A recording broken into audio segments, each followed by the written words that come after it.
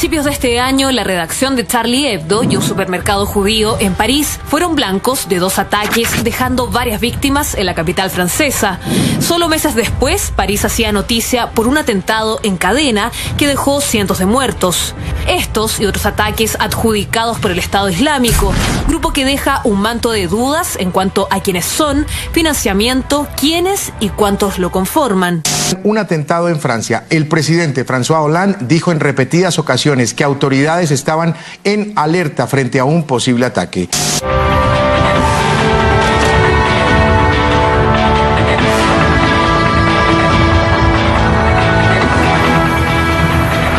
El Estado Islámico por estos días, más que nunca, está en boga. Su poderío armamentista y avance en territorio llama la atención de los líderes mundiales. Algunas estimaciones calculan que controlan al menos 40.000 kilómetros cuadrados en Irak y Siria, mientras otras versiones afirman que estos serían cerca de 90.000 kilómetros cuadrados.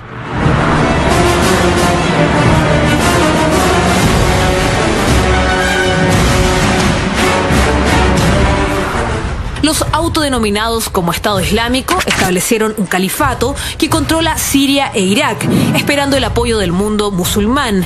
Y a pesar de tener presencia solo en estos países, el Estado Islámico prometió romper con las fronteras del Líbano y Jordania con el fin de liberar a Palestina. ¿Cómo se formó el Estado Islámico? ¿Cuál es su origen oculto? Estas y otras dudas hoy junto a Dr. File. Ignacio, para conocer el origen del Estado Islámico, primero tenemos que partir por 4 hechos de la realidad incuestionables.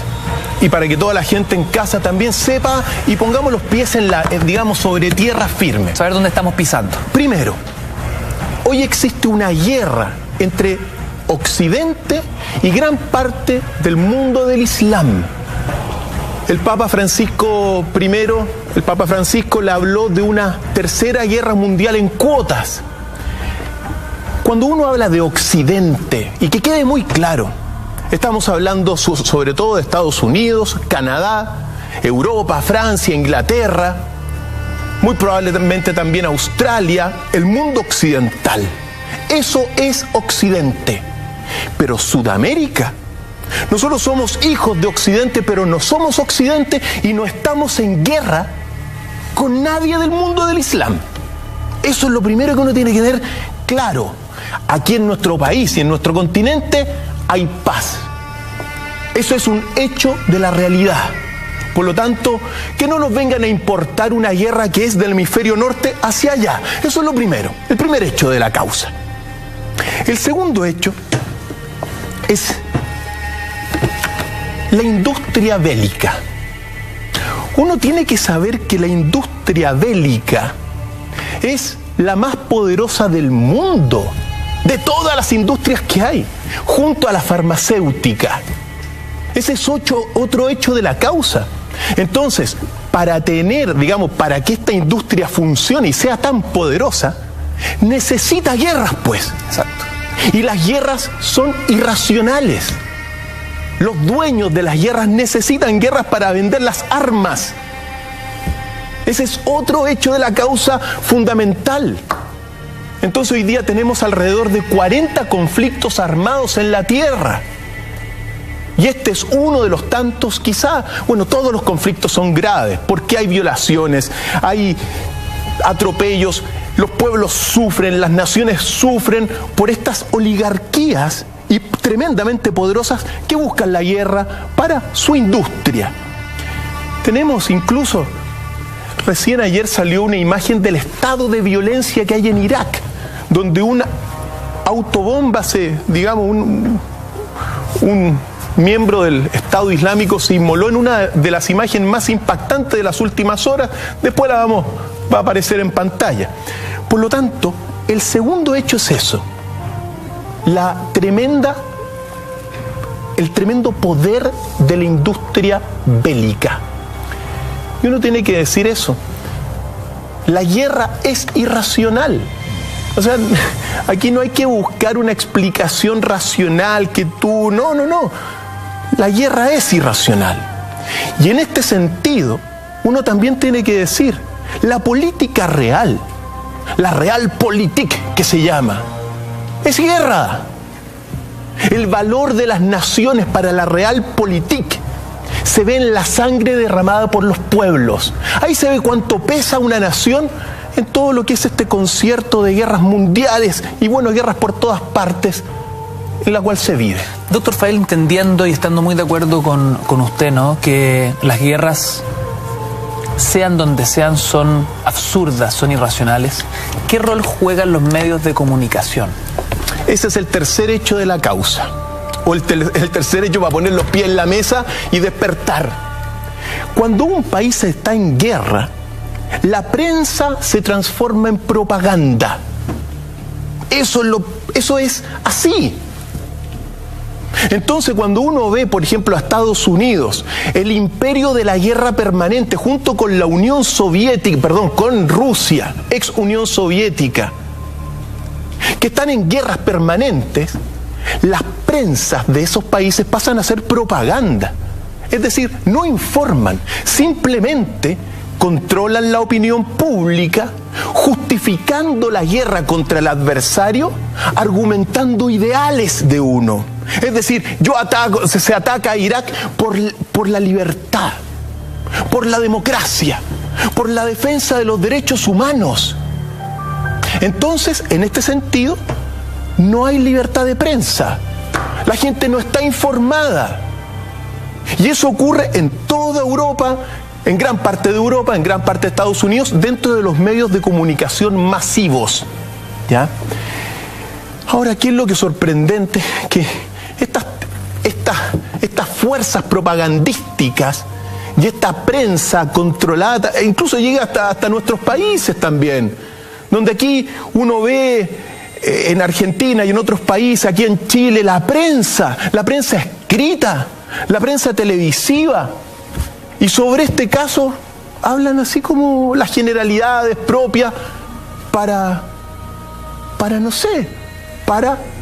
justificar la guerra como viene del otro lado, pero no se van a los orígenes, y a nosotros nos corresponde ir a los orígenes. En este sentido, lo que hoy día vamos a ver está fundamentado en mis fuentes. ¿Cuáles son mis fuentes? Y las vamos a ir viendo en la medida que pase el transcurso de este episodio. Grandes cadenas noticiosas, la CNN, la Reuters, la ABC, la NBC, la Bloomberg, el New York Times, el The Telegraph. Todas esas cosas yo las leo, pues.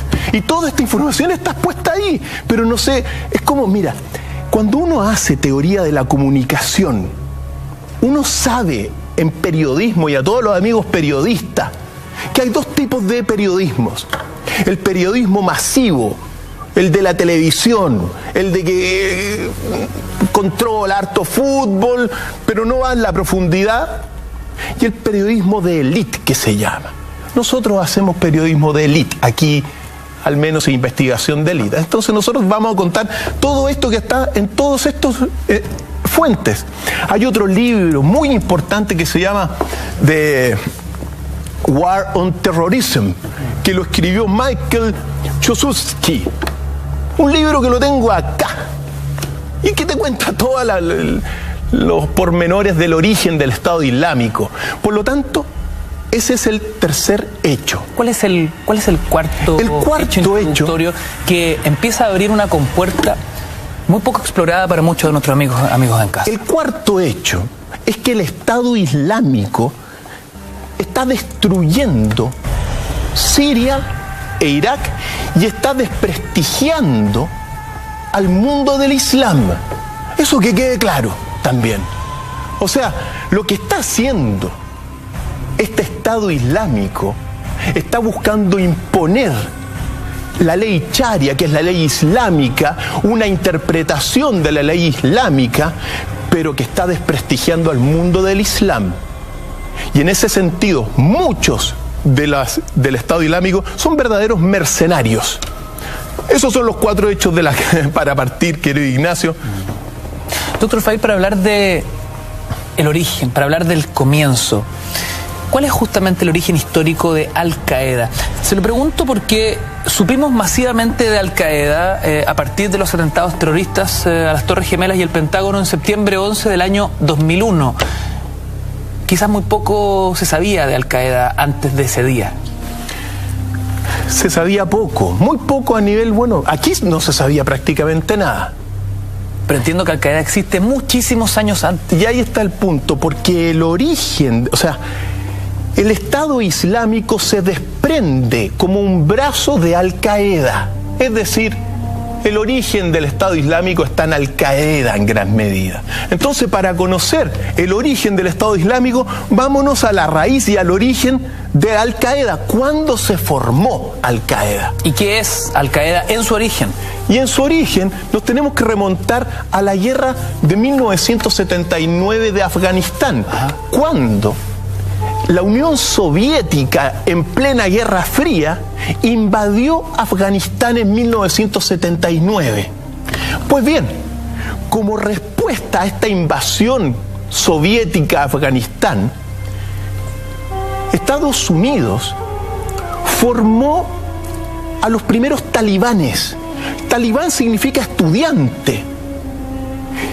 Pues bien, a los primeros que formó Estados Unidos a través de la CIA, se va allá a Afganistán, entrena a unos estudiantes yihadistas en este sentido, los financia, los arma y van a dar origen al Al-Qaeda, pues. De ahí viene Al-Qaeda, es decir, aquellos afganos que participaron en contra de la invasión soviética, ahí está el origen. Ahora no son solamente afganos porque vinieron de muchas nacionalidades.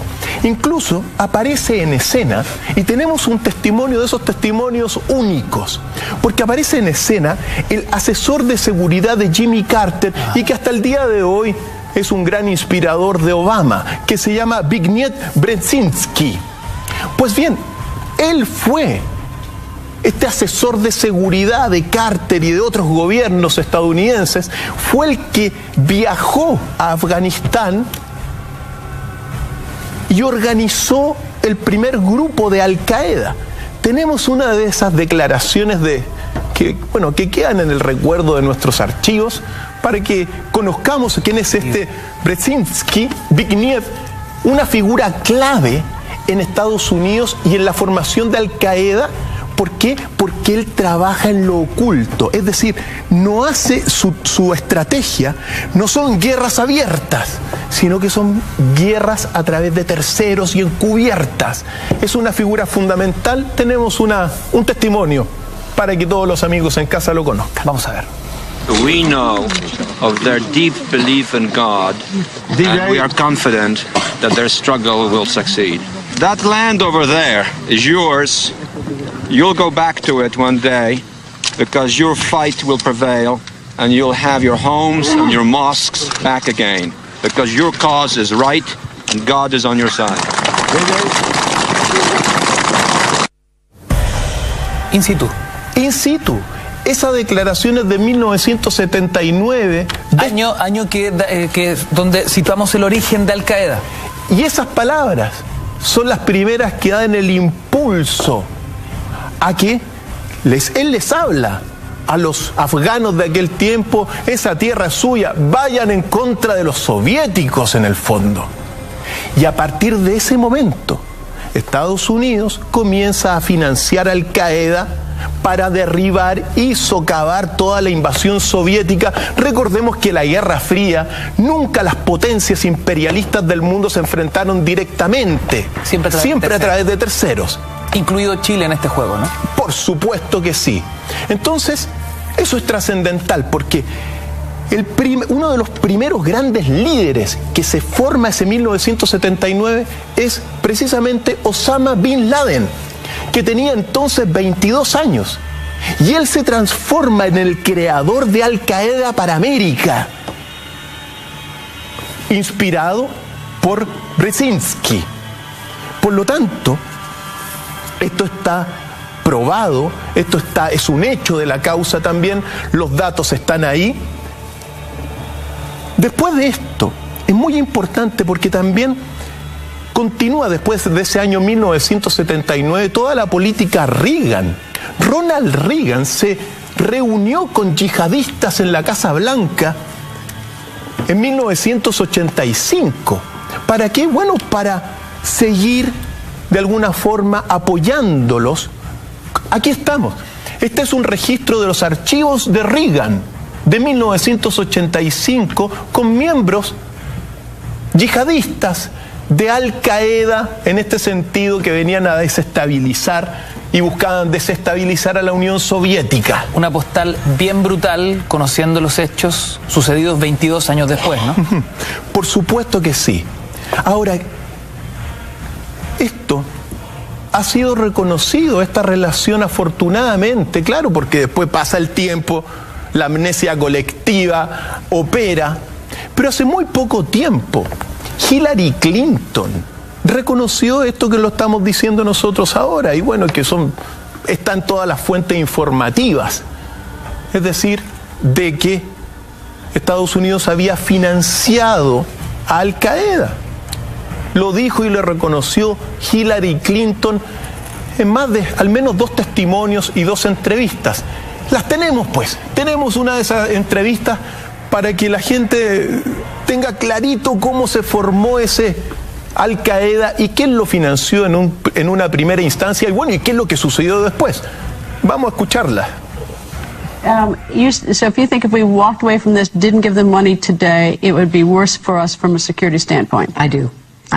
We're building a relationship that just did not exist. I said in our last trip when you were with me that we had a huge trust deficit, in part because the United States had, to be fair, we had helped to create the problem we're now fighting. How? Because when the Soviet Union invaded Afghanistan, we had this brilliant idea that we were going to come to Pakistan and create a force of mujahideen, equip them with Stinger missiles and everything else to go after the Soviets inside Afghanistan. And we were successful. The Soviets left Afghanistan, and then we said, great, goodbye, leaving these trained people who were fanatical in Afghanistan and Pakistan, leaving them well armed, creating a mess, frankly, that at the time we didn't really recognize. We were just so happy to see the Soviet Union fall, and we thought, okay, fine, we're okay now. Everything's going to be so much better. Now you look back, the people we're fighting today, we were supporting in the fight against the Soviets. We also have a history of kind of moving in and out of Pakistan. I mean, let's remember here, the people we are fighting today, we funded 20 years ago. And we did it because we were locked in this struggle with the Soviet Union. They invaded Afghanistan, and we did not want to see them control Central Asia. And we went to work. And it was President Reagan, in partnership with the Congress, led by Democrats, who said, you know what, sounds like a pretty good idea. Let's deal with the ISI and the Pakistani military, and let's go recruit these mujahideen, and let's get some to come from Saudi Arabia and other places, importing their Wahhabi brand of Islam so that we can go beat the Soviet Union. And guess what? They retreated. They lost billions of dollars, and it led to the collapse of the Soviet Union. So there's a very strong argument, which is, it wasn't a bad investment to end the Soviet Union, but let's be careful what we sow, because we will harvest. So we then left Pakistan. We said, okay, fine, you deal with the stingers that we've left all over your country. You deal with the mines that are along the border. And by the way, we don't want to have anything to do with you. In fact, we're sanctioning you. So we stopped dealing with the Pakistani military and with ISI, and we now are making up for a lot of lost time. Realmente impresionante las declaraciones de Hillary Clinton, que dan cuenta de lo que empezamos a indagar, investigar en la base del problema. Dr. Feil, me quedo con 2 palabras antes del corte. Creamos una relación que no existía. Solucionamos el problema con la Unión Soviética, pero los armamos y los militarizamos. Corte y volvemos. Imperdible capítulo este martes en Mentiras Verdaderas. Junto a Dr. Feil ya regresamos. El origen origen histórico de Al Qaeda, que comienza a escribir una historia poco conocida para muchos de quienes están viendo Mentiras Verdaderas en vivo y en directo a esta hora de la noche, cuando son las 23 horas con 1 minuto. El hashtag está abierto, DrFileMB, @mentiras.la-red, y tenemos pregunta en Twitter a esta hora de la noche, alarma de concurso, Dr. File. Ya vamos a dar la pregunta para que puedas concursar por estos tremendos libros que tenemos para ustedes, queridos amigos. Cristian Contreras Radovich, continuamos. Entonces, se constata a través de esta declaración de Hillary Clinton, impresionantes declaraciones, que Estados Unidos financió a los mujahidines, formó Al Qaeda para socavar el poder que tenía la Unión Soviética en Afganistán. En 1979 comenzó todo esto, pero que se extendió durante muchos años. En total, desde 1982 hasta 1992, se formaron alrededor de 35.000 yihadistas apoyados por Estados Unidos. De 43 países distintos llegaron a Afganistán, apoyados por Estados Unidos. De ahí que viene la película Rambo, pues. Rambo 3 creo que era la que estaba en Afganistán. Bueno, de ahí viene, pues. Estados Unidos interviniendo y desestabilizando toda la región. Exacto, una lectura pop hollywoodense, pero de clara, lo que estaba pues sucediendo en la realidad. Eso es. Y precisamente de ese 1979 deriva Osama Bin Laden, que fue, como te lo dije y se lo dije a los amigos en casas, el iniciador de Al Qaeda. Muy joven, ¿no? A sus 22 años. Por lo tanto, desde un principio trabajó para la CIA. Y eso está establecido en muchas revistas. Basta buscarlo nomás, todo está ahí. Hay que saber mirar, leer esas cosas.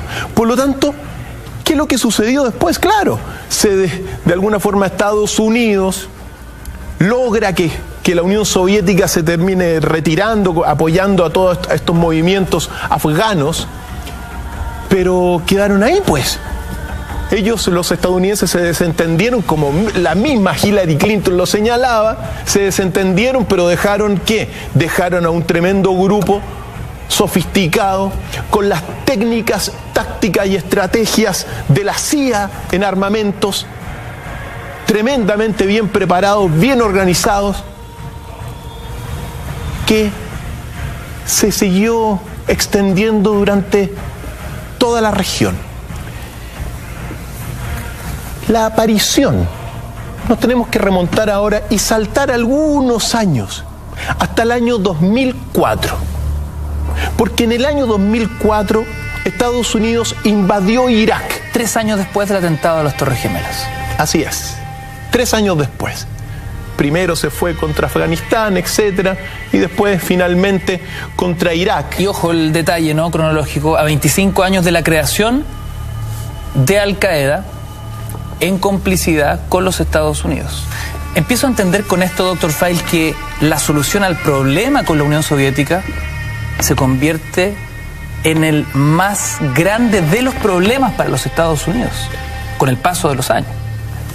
Vamos a ir poniendo los antecedentes en la mesa y la respuesta la vamos a tener muy clara cuando observemos todo. Lo interrumpo brevemente porque ya es hora de que nuestros amigos en casa se enteren cuál es nuestra pregunta de hoy para que puedan concursar por estos increíbles libros que tenemos siempre en las visitas, en los paneles imperdibles de Cristian Contreras Radovich, Dr. File.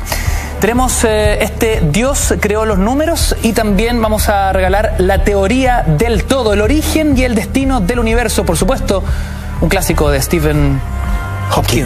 Los 2 libros de Hawking enviados desde Iquique. ¿Cómo se llama el presidente de Siria? Es la pregunta que hoy les hacemos a nuestros amigos en casa. ¿Qué dice nuestro Twitter, señor director? Porque ahí está la pregunta para que puedan concursar. Retuitea si está seguro que es Bashar al-Assad. O pincha me gusta si es que está seguro que es Abdel Hakim al-Assidi. Retweet por Bashar al-Assad y me gusta por Abdel Hakim al-Assidi. ¿Cómo se llama el presidente de Siria? Nuestra pregunta esta noche en Mentiras Verdaderas. Mira cómo se empieza a activar nuestra cuenta de Twitter rápidamente. 33 versus 1. concursa, participa en nuestras redes sociales y se parte de un nuevo capítulo de Mentiras Verdaderas en vivo y en directo. Dr. File.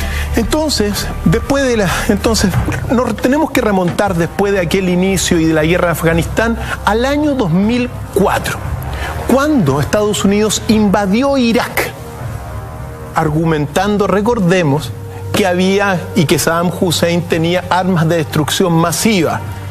Eso fue la razón por la cual se invadió Irak y después se supo que era que no era efectivo eso.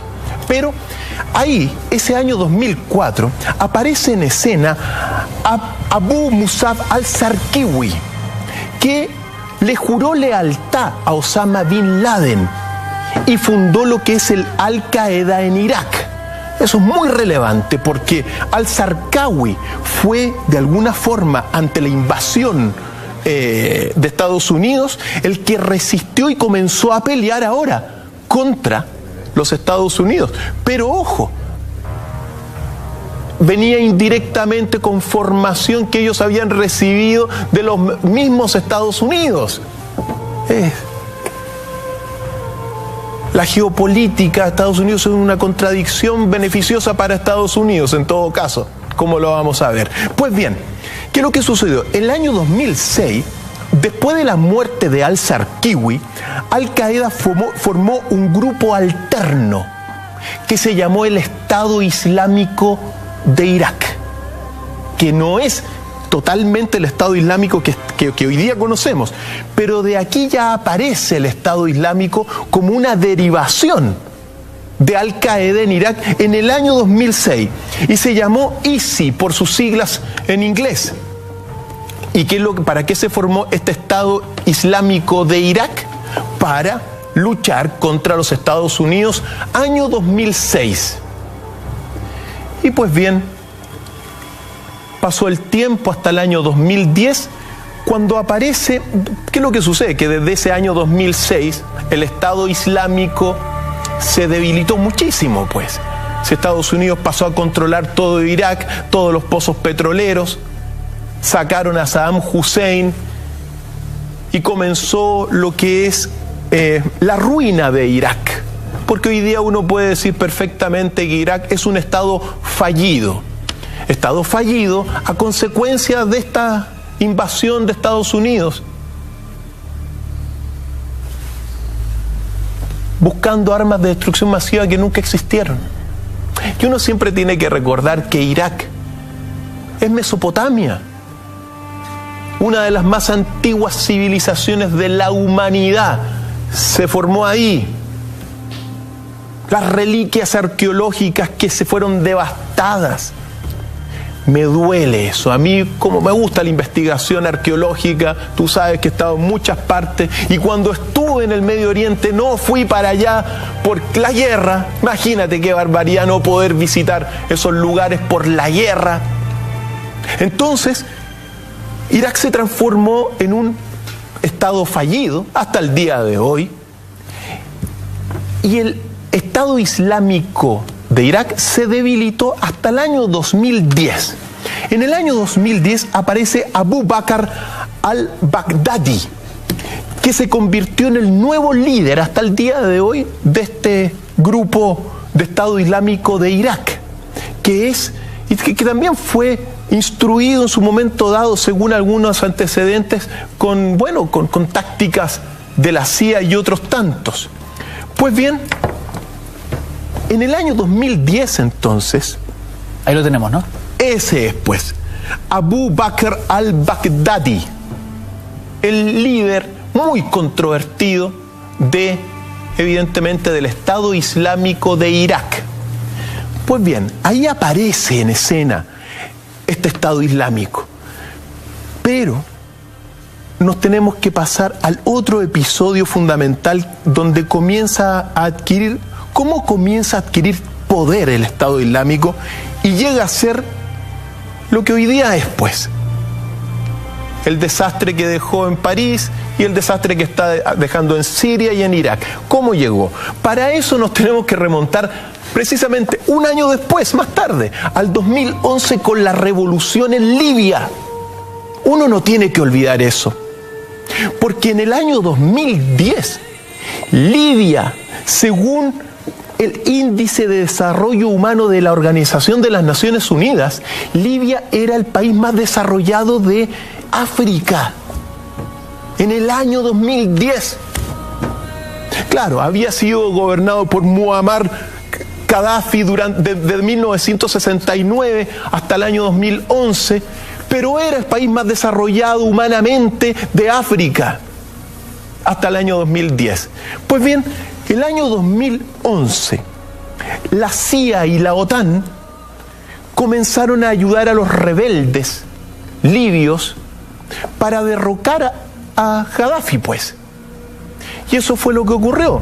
Doctor File, lo interrumpo brevemente porque hacemos un corte en Mentiras Verdaderas y seguimos revisando esta historia imperdible. Para poder entender el contexto de lo que el mundo occidental está experimentando hoy, hay que entender las raíces del conflicto. Vamos y volvemos, sigues en Mentiras Verdaderas. Los atentados del viernes pasado en París no son un hecho aislado, son parte de la misma cadena. Así es. Y como te señalaba, después de la formación del Estado Islámico de Irak, al mando de Abu Bakr al-Baghdadi, bueno, aparece en escena todo lo que fue el derrocamiento de Muammar Gaddafi en Libia, que fue en el año 2011. Fíjate tú, esta fue la primera intervención importante que hace Obama como presidente de los Estados Unidos, pero no abiertamente, de alguna forma. Ya, bueno, los rebeldes, ¿por qué? Porque aparecen los rebeldes libios como los que vienen a derrocar a Muammar Gaddafi después de, bueno, como 40 años en el poder.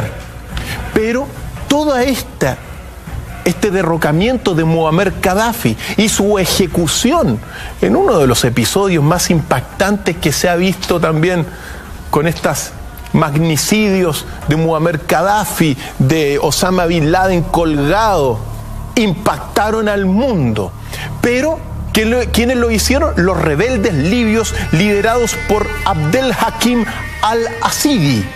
Ese fue el líder libio que terminó por ejecutar junto con su grupo a Muammar Gaddafi en esta primera intervención de Barack Obama, bueno, en el concierto de la guerra que le tenía que comenzar a ejecutar.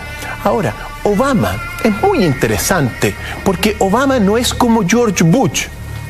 George Bush es abiertamente, es un republicano que abiertamente dice: vamos a atacar a esto, vamos a atacar a Irak porque tienen armas de destrucción masiva. Lo hace públicamente y directamente. En cambio, Barack Obama, ojo, Premio Nobel de la Paz, pero ¿en qué mundo vivimos, Ignacio? Él toma precisamente la estrategia y la táctica de su mentor, que es Zbigniew Brzezinski, el que organizó a los grupos de Al-Qaeda para luchar contra Afganistán. A fines de los 70. A fines de los 70. Esa es la táctica que ocupa Obama. Y Obama lo reconoce a él como su gran mentor. Y claro, él, todo es oculto, todo es solapado, extraño, todo es como algo medio extraño, pero actuando. Pues bien, ¿qué es lo que sucede? Que este rebelde libio reconoce el apoyo de los Estados Unidos en el derrocamiento de Gaddafi y en su ejecución. Y eso está publicado en The Telegraph. ¿Cómo se llamaba el rebelde libio, Dr. File? Abdel Hakim al-Asidi. Pues bien, entonces esto está reconocido y publicado en The Telegraph, que Abdel Hakim al-Asidi reconoce que fue apoyado por Estados Unidos. Pues bien, vamos a seguir dos caminos después de esto, porque ¿qué es lo que sucede?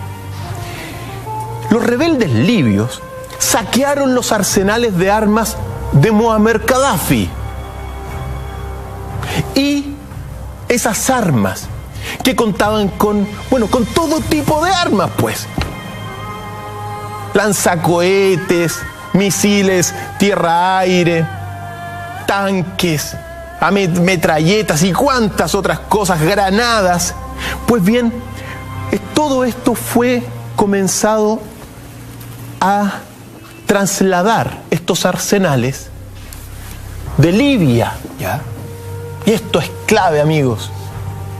Los arsenales de Muammar Gaddafi de Libia fueron trasladados vía Turquía a Siria y llegaron al Estado Islámico.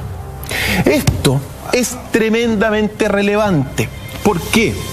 Porque The Times de Londres, la fuente que es una fuente informativa de primer nivel, The Times de Londres, informó la llegada del envío el 14 de septiembre del año 2012.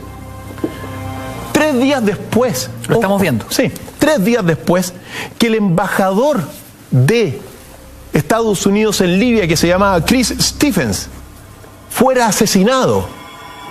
Pues este embajador fue precisamente el nexo que ocuparon los rebeldes libios con Estados Unidos y con Turquía para comenzar a llevar todos estos arsenales hacia la frontera sur de Turquía con Siria y a comenzar a entregarlos al Estado Islámico. Ahora, existe y aparece en escena un premio Pulitzer. Porque a mí yo soy amante de las densidades de los libros, estoy todo el día leyendo, querido amigo, y ahí está la fuente de toda la información. Pues aparece Seymour Hersh, premio Pulitzer, y expone un acuerdo clasificado, que lo tengo acá, entre CIA, Turquía y los rebeldes sirios para crear lo que se llama la línea de ratas. ¿Línea de ratas? ¿Qué significa eso? La línea de rata es la red secreta utilizadas para canalizar las armas y municiones desde Libia, pasando por Turquía, todos aliados, Turquía aliado de la OTAN, para que esas armas lleguen finalmente a la frontera con Siria. Eso lo publica Seymour Hersh, premio Pulitzer. Wow. ¿Ya? Por lo tanto, uno tiene que observar que para todos estos movimientos comienzan a aparecer también países que comienzan a financiar todo este movimiento, como Turquía, Arabia Saudita, Qatar. No te digo, o sea, son fuentes financieras que comienzan a apoyar esto. ¿Para qué? Para poder fortalecer este grupo que se estaba formando, que todavía no es el Estado Islámico propiamente tal. ¿Pero qué cantidad de armamento viajaba ahí? Muchísimo, pues. Aquí uno ve cómo la realidad supera la ficción una vez más, doctor Feil. Así ha sido siempre. La realidad supera la ficción. Es una sentencia máxima en ese sentido. Pues bien, ¿qué es lo que sucede?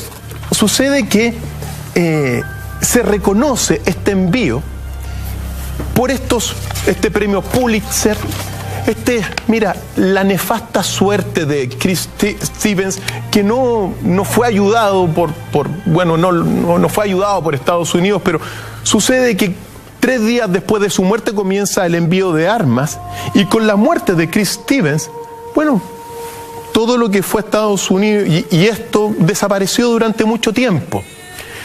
Pero a quien no se le pasó esto fue a Vladimir Putin. Entonces, esto que hemos sostenido y que está apoyado, como les dije, en diferentes fuentes, en The Telegraph, en la ABC, en la Business Insider, en la The Times de Inglaterra y en London Review Books, donde publicó Hersh este premio Pulitzer. ¿Qué dice Putin? Reconoce esto mismo. Tenemos una declaración donde él hace ver, esta línea de ratas, como lo decía Hersh. Vamos a revisar. Вот президент Обама упомянул об одной из угроз, это ИГИЛ. Ну а кто помогал вооружать людей, которые в Сирии боролись с Асадом-то? Кто создавал благоприятный политический информационный климат? Кто подталкивал к поставкам оружия?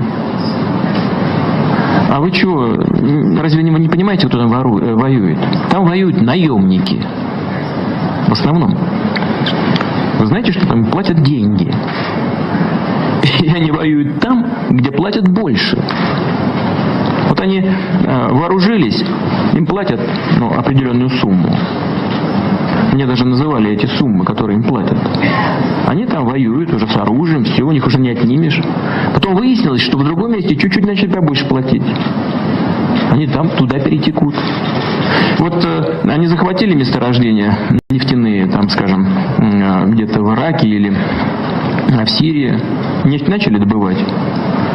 У них эту нефть покупают, транспортируют, продают. Почему санкции не накладывают на всех, кто это делает? А что, разве Соединенные Штаты не знают, кто это делает? Это разве не их союзники этим занимаются? У них что, нет силы, возможности повлиять на своих союзников? Или они не хотят влиять? Зачем они бомбят ИГИЛ? Y con estas filosas declaraciones de Putin, hasta ahora me parece muy interesante analizar varias de las cosas que señaló y que básicamente reconoce el apoyo de Estados Unidos al Estado Islámico. Lo deja ver claramente. Y también observa él que, claro, el Estado Islámico, ya con poder en Irak, con poder en Siria, toma pozos petroleros. Y ese petróleo se lo vende. ¿A quién se le vende ese petróleo? Entonces, ¿quién paga por ese petróleo? Está financiando también al Estado Islámico. Por supuesto. Por lo tanto, esas son parte de este archivo extraordinario de martes. ¿Por qué? Porque ¿qué es lo que sucede entonces? A partir de esta línea de ratas que comienza el año 2011, 2012, 2013, año 2013, las fuerzas opositoras a Assad, que es el presidente de Siria, que son básicamente tres grandes fuerzas opositoras: el Ejército Libre de Siria, que son desprendidos, totalmente generales desprendidos. Está también el Al-Nusra. Al-Nusra es el Al-Qaeda de Siria propiamente tal, y está el Estado Islámico de Irak. Están esos tres elementos que empiezan a recibir este armamento. Y eso está reconocido, por cierto, en varias cadenas. Esta entrega sistemática de armamento, la llamada línea de ratas, es una entrega sistemática y constante de armamento de grueso calibre. Así es. Y se comienzan a armar a partir del año 2013. Y aparece un episodio tremendamente controvertido y tremendamente polémico a nivel mundial. Porque estos rebeldes contra Assad utilizaron gas sarín contra población civil y devastaron a más de 1000 personas, muchísimos niños. En un primer momento, la prensa, obviamente controlada, como si es propaganda la prensa, quiso culpar a Assad. Pero después aparecieron fuentes rusas e incluso fuentes de Estados Unidos, no masivas, en ese sentido de élite, que en realidad apuntaron los dedos contra los rebeldes en la utilización del gas sarín.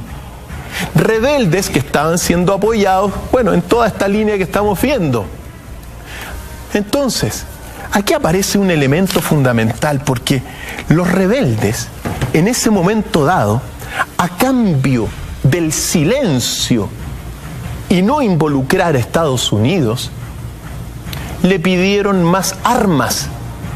Y es así como aparece el coronel Abdel Basset al-Tawil, comandante del ejército de Siria Libre, donde reconoce eso, reconoce este elemento donde le piden más armas para fortificar su posición a cambio de ocultar lo que estamos viendo en pantalla, que fueron la utilización de gas sarín contra población civil. Mira, en las guerras la población civil es la que siempre padece. Pues bien. Paréntesis, doctor Feil, aprovechando las imágenes, ¿cuáles aproximadamente no son los efectos del gasarín? ¿Cuál es más o menos el mecanismo de devastación que genera? Te genera una crisis nerviosa. Un colapso. Un colapso nervioso. Te rompe, mira, vomitas espuma prácticamente y colapsa tu sistema nervioso. Eso es lo que hace el gasarín. Pues bien, tenemos una declaración del coronel Abdel Basset Al-Tawil, de esas declaraciones que afortunadamente tenemos en nuestros archivos, donde reconoce, bueno, mejor que hable por sí solo, ¿no, verdad? Vamos a ver. Este es comandante del ejército de Siria Libre. Veamos. أعطي فرصة شهر واحد للمجتمع الدولي كي يتحرك ويعطوا الذخيرة والسلاح للثوار والجيش الحر في الأرض كي نستطيع أن ندحر هذا النظام المجرم. شهر واحد. إذا وجدنا أن هذا المجتمع الدولي سيتابع في تخاذله تجاه ثورتنا سنفصح عما لدينا من إثباتات، وأنا أقول ذلك وأعتقد أنك تعرف جيدا أننا صادقون فيما أقول. Palabras amenazantes, doctor Feil. Y lo que pasa después de estas de las declaraciones, 9 días después de la amenaza, reciben armas provenientes de Estados Unidos. El ejército sirio libre este ejército sirio libre está en contra de Assad. Pero ¿qué es lo que sucede? Esto es reconocido por el Congreso de Estados Unidos, que aprobó en el año 2014, o al menos se publica en el año 2014, este envío secreto de armas a los llamados rebeldes moderados de Siria, a estos. Y eso está publicado en la agencia Reuters. ¡Qué locura! Entonces, uno se pregunta, la primera pregunta que surge es que, bueno, ¿quiénes son moderados? De los rebeldes sirios, de los que están en contra, que era el Al-Nusra, el ejército sirio libre, y el ISIS de Irak, que estaba más lejos. Bueno, ¿quién es en realidad tan moderado? Conociendo, no se sabe, pero eso está reconocido por la cadena Reuters. El Congreso y se apoya, es decir, se apoya y se reconoce que se envió, pero a los rebeldes moderados. No se sabe muy bien qué son los rebeldes moderados en este conflicto.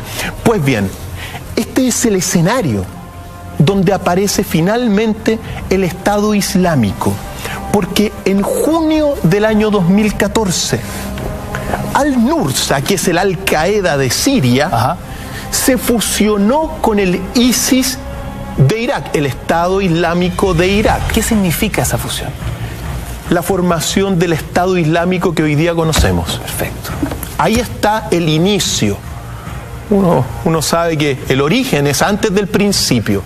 Todo lo que hemos visto antes es toda la gestación desde Al-Qaeda, pasando por este financiamiento también, bueno, y por todo lo que ocurrió también en la guerra de Irak, donde se forma el Estado Islámico de Irak. Pues bien, se llega a este junio de 2014, donde Al-Nusra, que es el Al-Qaeda de Siria, se fusionó con el Estado Islámico de Irak, en la sigla en inglés ISIS, y se formó el Estado Islámico actual. Pues bien, tras esta formación, el Estado Islámico ya formado, el que hoy día conocemos, el que se adjudicó el atentado en París, ese junio de 2014 ingresó a Irak. Y en Irak devastó y comenzó a controlarlo todo y se apoderó de todos los arsenales de guerra que había dejado Estados Unidos ahí en manos, bueno, del gobierno débil que dejó en Irak. Exacto. Entonces aquí viene otra pregunta tremendamente relevante para lo que es las instrucciones de guerra. Uno sabe esto, que cuando, por ejemplo, si uno es soldado y tengo un helicóptero y me capturan, lo que tengo que hacer yo es destruir el helicóptero. Lo mismo sucede con todos los dispositivos tecnológicos. Si me va a capturar el enemigo, yo tengo que destruir mis armas.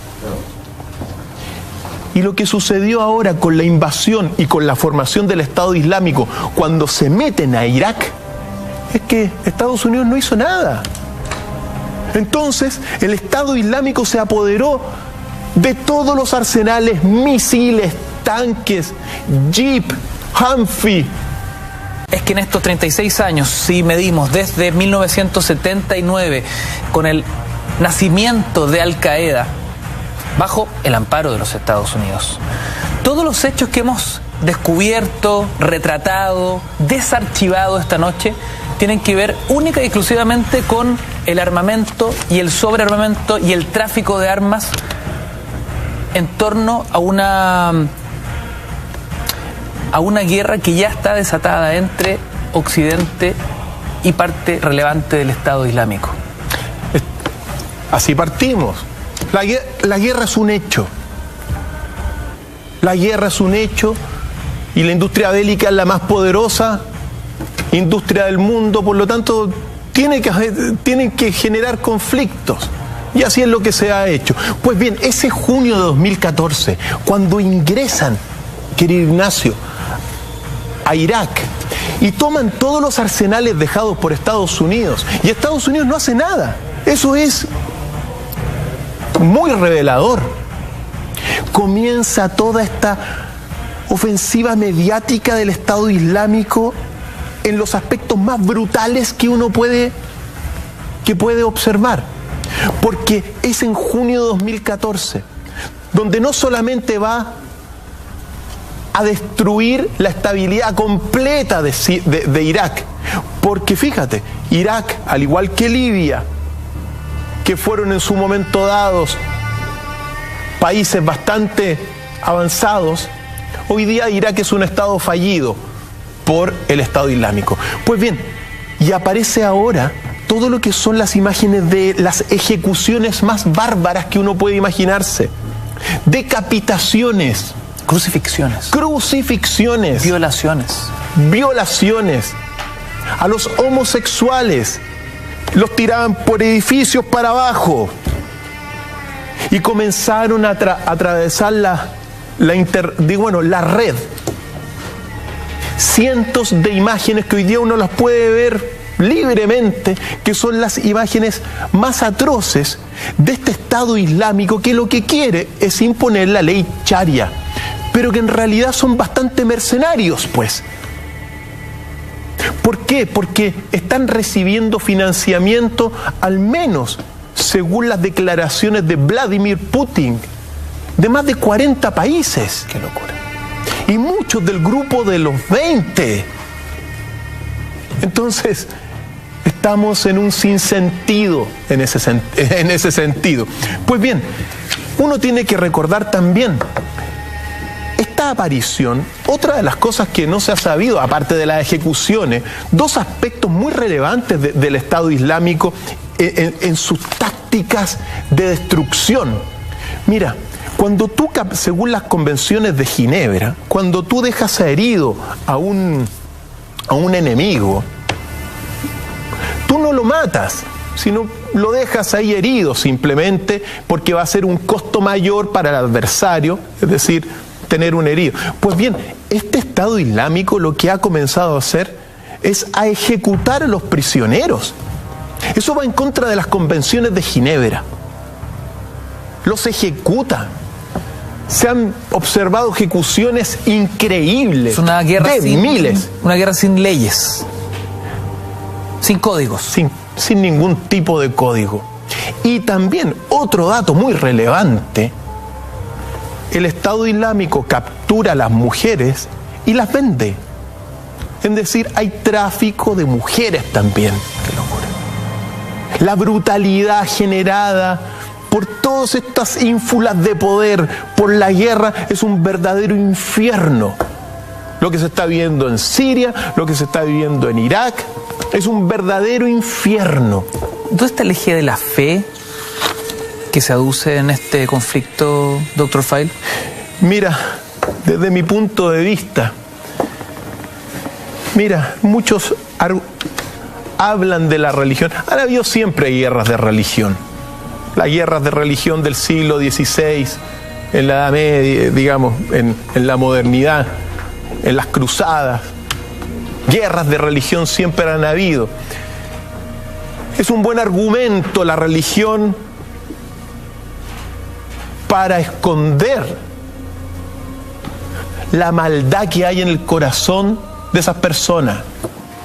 Entonces, claro, siempre uno, igual todos, porque cuando Estados Unidos ataca por la libertad, por la democracia, por los derechos humanos. Tenemos que defender los derechos humanos. Y nosotros atacamos por Dios, por Alá. Recordemos una cosa. Donde hay una guerra está el imperio del infierno. Ahí no hay mucho Dios. Ahí hay maldad.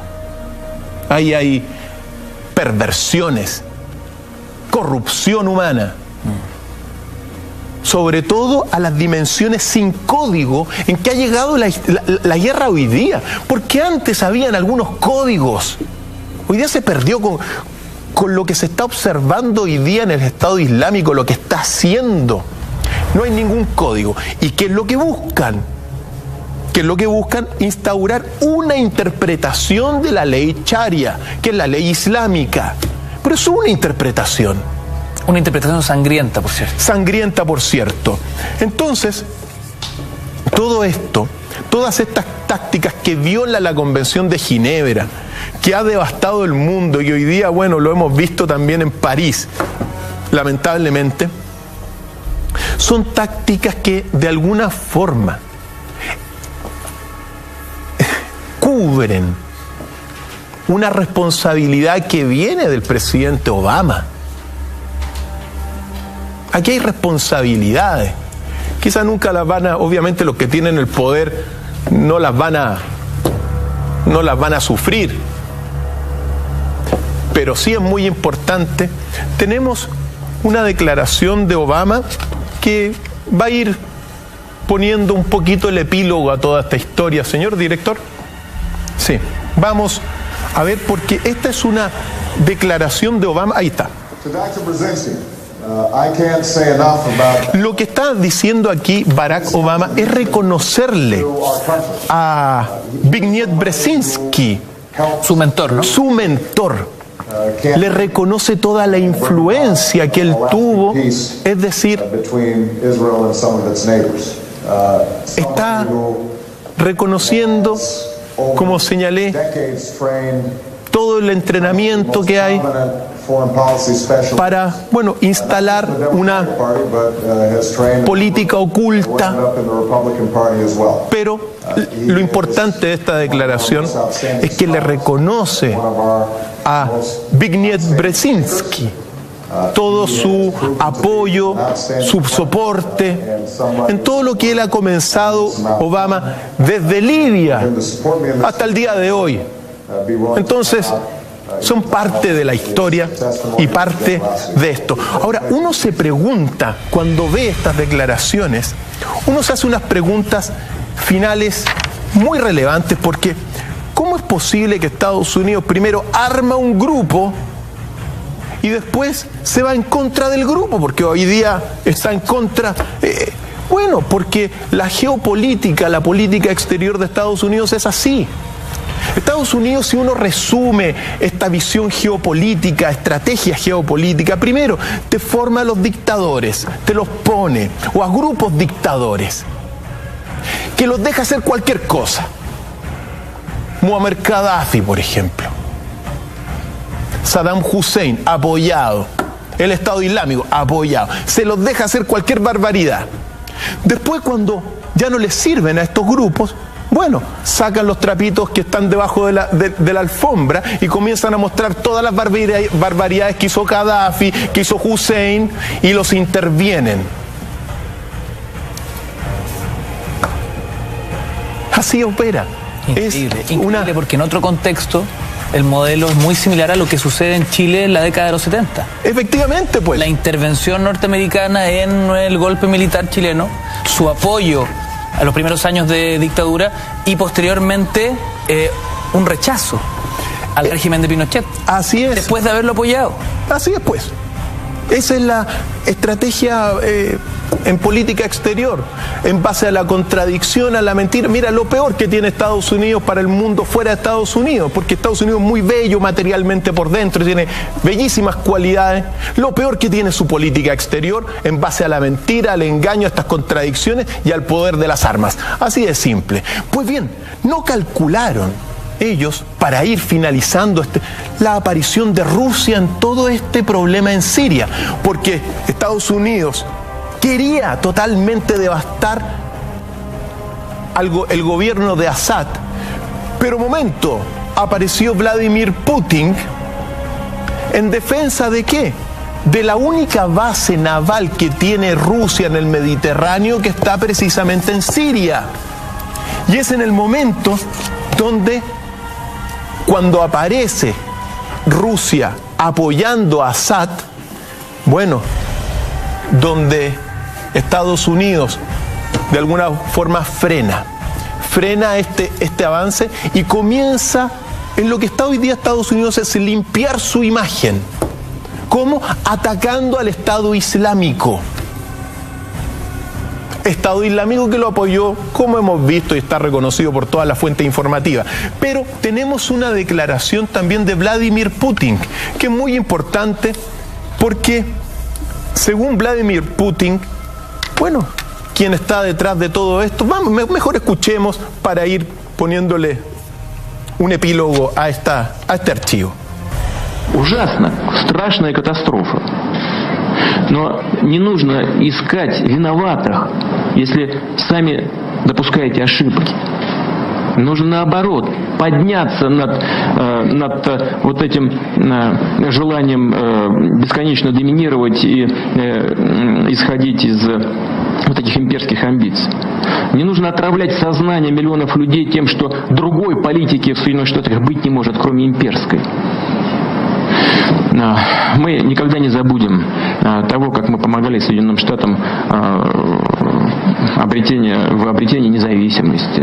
Мы никогда не забудем нашего сотрудничества и союзничества в Первую и во Вторую мировую войну. И я полагаю, что глубинные стратегические интересы американского народа, российского народа во многом совпадают.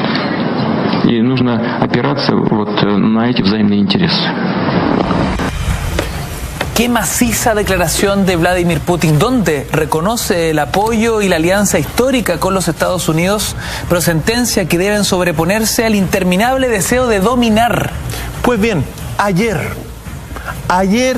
lunes 16 de noviembre, se reunió el grupo de los 20 y Vladimir Putin fue directo y dijo que hay 40 países que están financiando al Estado Islámico y que muchos de esos países son del grupo de los 20, y tenemos esa declaración que no la van a encontrar en ningún medio de prensa, obviamente. Vamos, señor director, con la declaración de ayer de Putin. Este tema, la lucha contra el terrorismo, fue uno de los más importantes, sobre todo después de los trágicos acontecimientos como la toma de rehenes y la muerte de personas en París. Por supuesto que todos entendemos, y se dijo antes, que los canales de financiación de actividades terroristas deben ser cortados. Yo he dado ejemplos basados en la información que tenemos de diversos países, y estos han estado financiando al Estado Islámico. Nos enteramos que esta financiación proviene de 40 países, algunos de ellos países del G20. Sin anestesia. Sin anestesia, declaración de Putin ayer sobre el Estado Islámico financiado por 40 países, que quede claro. Lo importante para nosotros son poner estos antecedentes en la mesa para que los amigos en casa estén bien informados, cuidar la verdad y cuidar siempre la paz de nuestro país y de nuestra región sudamericana, porque es la esperanza en este mundo en conflicto, Ignacio.